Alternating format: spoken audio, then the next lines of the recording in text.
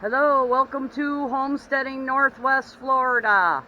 It is Wednesday, August 14th at about 8:30 in the morning. It's beautiful in the mornings. And actually I've noticed that the heat is less this year. I think it's the La Nina.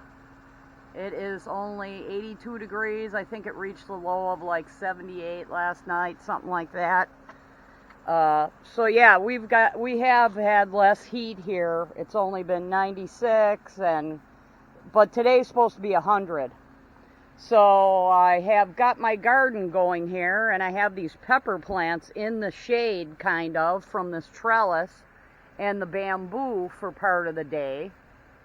And I need to trim this trellis, but I'm not doing it now because it's too hot. I'm pretty much trying to stay out of the sun. The UV has been really high and not liking it. So yeah, I actually have some peppers here, so I did complete my mission of growing green peppers. I'm trying to keep them bug-free. But yeah, there's a pepper in there. There's one on the other side. And I didn't stake these plants, but I do fertilize every day with master blend and liquid fertilizer into the bottom of these pots. And here's some that I planted here. I think this is getting a little bit too much water here. But here's some that I planted out of a core, and they seem to germinate in the shade because it's too hot to germinate in the direct sun. And I also planted some bok choy seeds that I harvested off of my bok choy that I grew. So got these peppers. I ordered some pepper seeds also, but I usually just take the core. And the core you gotta let mature, like dry out.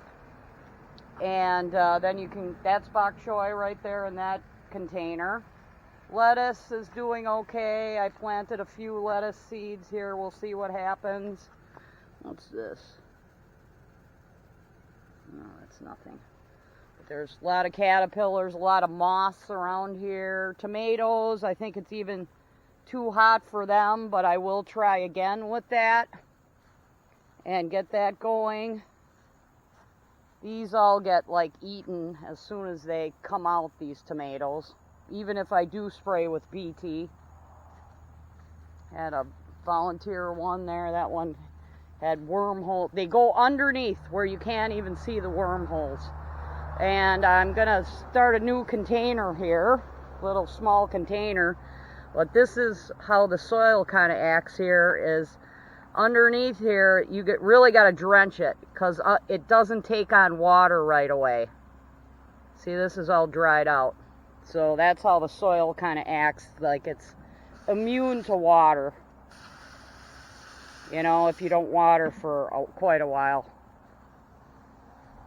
So yeah, I got the PEX soaker hose going for the green giant arborvitaes in the middle here.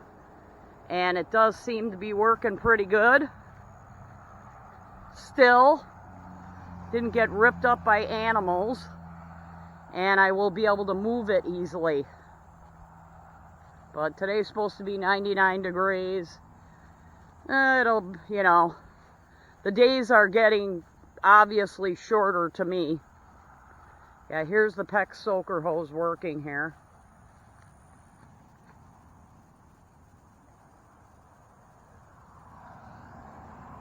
And we're working on the storage part of the building here.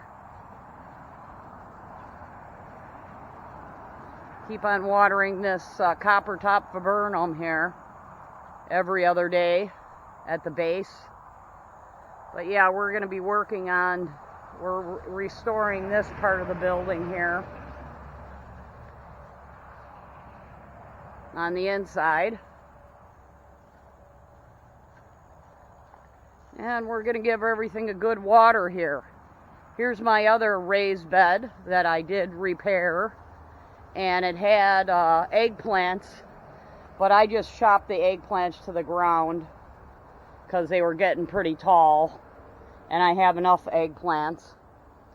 But, and I didn't want it to block this bougainvillea when I moved it. So this is less than, you know, all that sun. You know, it's only like 7 hours of sun instead of 10 when it's here, because the building comes and blocks it at about 4 o'clock. That's also bok choy right there, little seedlings. And I have some pepper tops here. We'll see what happens with those. And a lot of pepper seeds in here. We'll see what happens. But we have started. Here's part of the storage area of the building. That was the storage. Now we're going to go inside. Oh, and I still have my apple trees and nectarine tree. They're doing okay because this area gets the shade right away. They get about 3 hours of morning sun, and then it gets the shade. Grapefruits got eaten by something, but they keep on coming back. I think a grasshopper gets in there overnight. But here's where I cut my sheet metal and polypro. And then I'm going to show you the storage area, what I'm doing in there.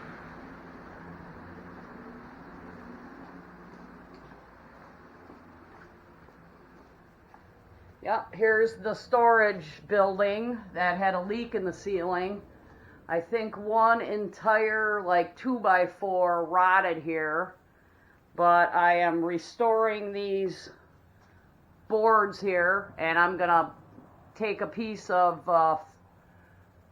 recycled board and fix all kinds of stuff in here, and then finally, see, I don't really like waste, and if they're gonna create all this styrofoam, like I saved all my styrofoam from packing.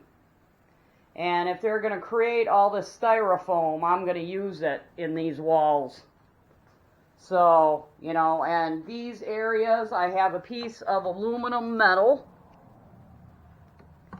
The lighting might be poor because I only have an LED, and it's probably a cheap one. But it's here you can see where the pipe cracked. This PVC is not really great. I would go right away with PEX, because I think this cracked and rotted some wood here, and these pieces, this piece is pretty rotted. But I'm taking aluminum and cutting it, and then there's a 2x4, because this area right here used to go straight to the ground and the rodents could get in. So it's siliconed in, sheet metal, aluminum, and then a 2x4, so hopefully they won't chew through that. And actually they don't even know to get it just was wide open before. That's why they were in here. They could come and go and make a nest in my stuff. So yeah, that's how that is coming along, and working on that every day. Alright, thanks for watching. And there's a lot of nails sticking out that I cut off before I put in the sheet metal. But pretty soon here, once I get to the top, all done, we're going to be putting in insulation in this wall, and that'll get rid of a lot of this styrofoam, hopefully, you know. Because